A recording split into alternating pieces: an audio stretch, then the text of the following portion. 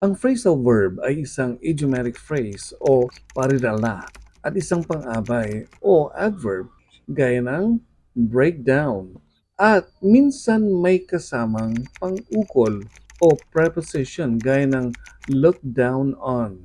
Pag-aralan natin ang ilan sa mga phrasal verbs na ito.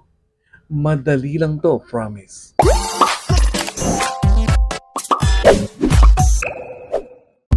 Narito ang ilan sa mga English phrasal verbs na gamit ang salitang look. Here they are. Look, oh. Let's begin. Look after. Look after somebody. It means to take care of somebody. Bantayan o alagaan. Nurse Amy looks after patients in the hospital. Look back. Look back on something means to think about the past. Sariwain ang mga lumipas na sandali. In our old age, we often look back at what we've been through in our lives. Look down, as in look down on somebody, means to have a low opinion of somebody.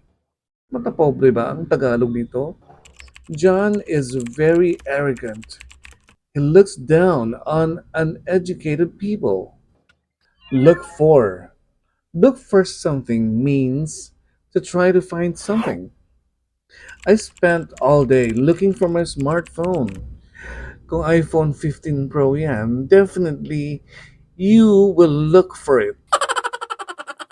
Look forward. To look forward to something means to wait for something pleasant. I look forward to being with you again in my next vacation. It's like you saying ikinagagalak kong makasama kang muli. Look in. To look in on somebody means to visit in order to check if everything is all right. Jeff looked in on his father who is recovering in hospital.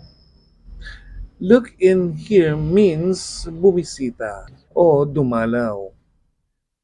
Look into.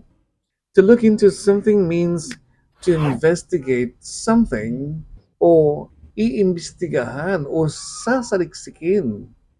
Scientists are looking into ways of reducing global warming. Look on. To be inactive while something is happening. Kumbaga walang nagawa, natulala lang. Pinanood na lang kung ano yung nangyayaring holdapan. Halimbawa, nobody dared to stop the thief. Everybody just looked on. Look out. It means to be careful. There's a bus coming. Look out. Ingat. Ganyan. Pero sa mga kawatan, iba ang meaning nito eh. Look out ang tawag sa mga kasama nila na nag-aabang sa labas. Sila yung nagtitimbre kung andyan na ba ang mga pulis o wala pa. O kailangan na bang tumakbo. To look out for somebody means to take care of someone. Alagaan. Raid often looks out for her younger sister. Look over. It means to look over, to examine something. Suriin. For example, architect Jeff looks over the building plans with engineer Karen. Look through. To look through something means to read or briefly examine some of the pages of a book or a magazine.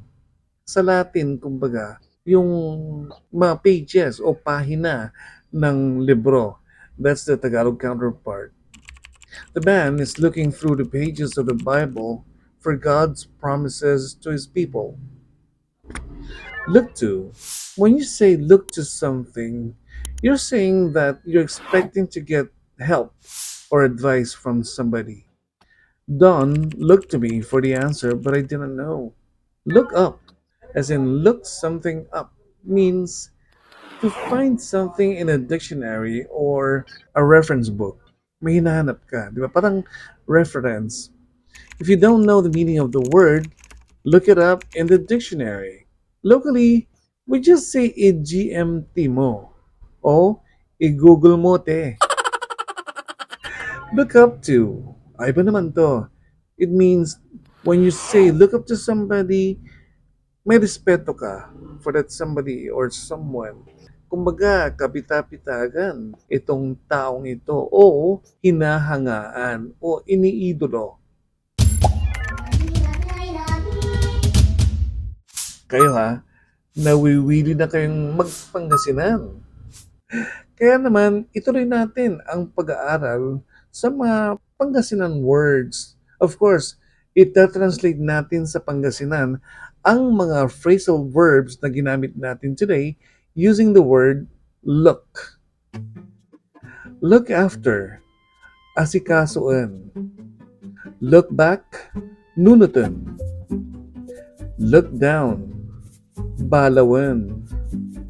Look for, almuan. Look forward, pampirpirawatan. Look in, pasyaran. Look into, imbestigaan. Look on, nampatalkar. Look out, asikasuan. Look over, kutuan. Look through, buninangan. Look up, anapan.